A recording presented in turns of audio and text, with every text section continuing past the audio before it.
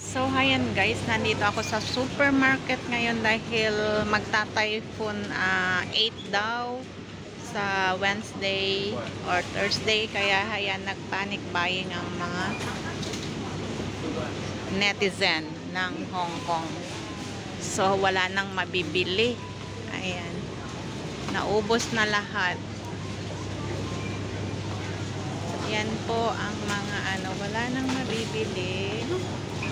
Dahil nagpanic buying. Ubos lahat.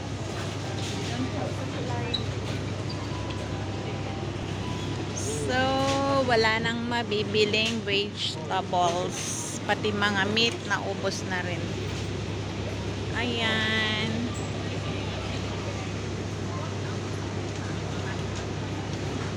Ubos na lahat. Nagkaubusan na lahat. Mga frozen na lang ang natitira. Look at that guys. So wala nang mga gulay. Chicken na yung binibilang nila. Ayan. Ubos na lahat. Ano pang bibilin? Wala na. Ayan. Sweet potato na lang.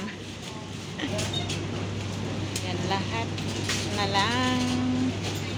Wala nang mabili.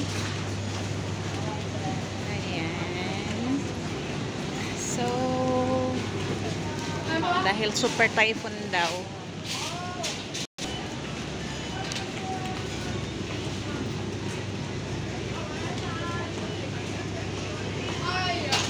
So, that's all for today. Thank you so much for watching. Bye!